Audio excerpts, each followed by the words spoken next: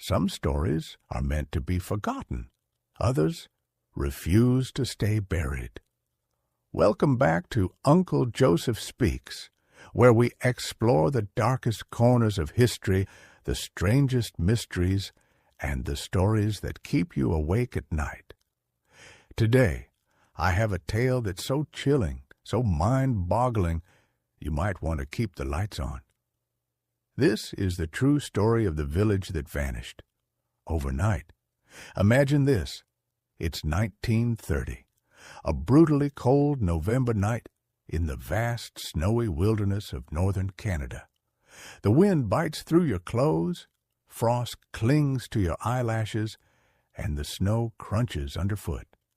A seasoned fur trapper named Joe Labelle is trekking toward Lake Anjikuni, seeking shelter in a small, familiar Inuit village.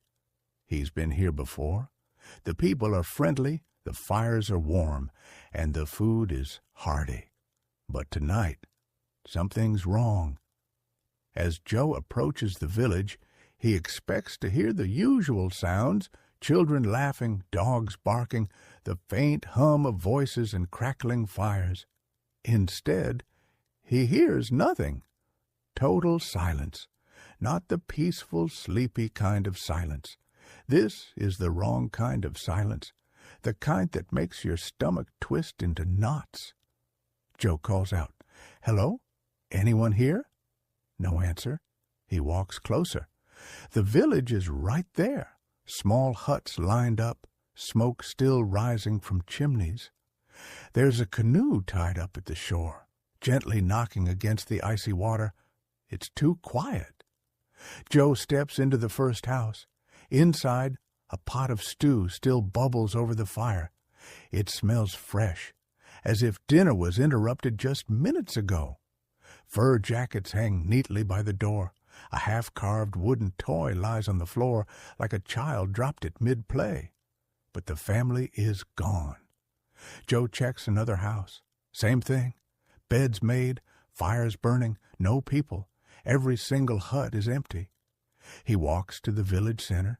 Dogs, the villagers' sled dogs, lie motionless, frozen to death, still tied to their posts. They hadn't been fed. They'd starved right there. Why would anyone leave behind their sled dogs, their only way to travel in the deadly cold? Joe's heart pounds faster. He stumbles to the village graveyard, and what he sees next will haunt him for the rest of his life. The graves are empty. Fresh snow is piled around open graves, dug up from the inside. Joe runs to the nearest telegraph office and alerts the Royal Canadian Mounted Police. When the Mounties arrive, they're just as baffled. They search the area for days. No footprints, no tracks, no sign of life. It's as if the village simply got up and walked into thin air. And then the reports start coming in. Nearby hunters, miles away from Lake Anjikuni, claimed they saw strange blue lights in the sky the night the villagers disappeared.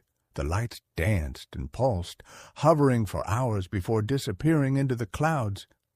Theories poured in, each one wilder than the last. Was it aliens? The lights, the sudden disappearance, the complete lack of footprints. It all screamed extraterrestrial abduction. Or was it something older, something darker?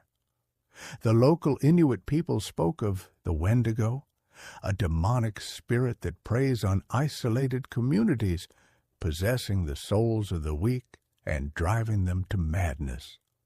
Some say the Wendigo doesn't just possess people, it devours them, leaving nothing behind. Here's the thing. To this day, nearly 100 years later, no one knows what really happened to the Anjikuni villagers. No bodies were ever found. No survivors were ever located. No new evidence ever emerged. It's like they were wiped off the face of the earth. Some say the village still stands, silent and waiting, and on quiet nights you can still hear the wind carrying the whispers of those who've vanished. But tell me, what do you believe? Was it an alien abduction, a supernatural curse, or something even darker, something we can't even begin to understand? Leave your theories in the comments. I want to hear what you think happened.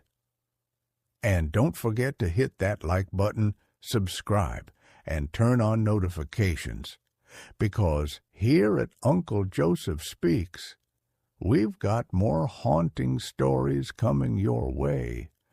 You won't want to miss what's next.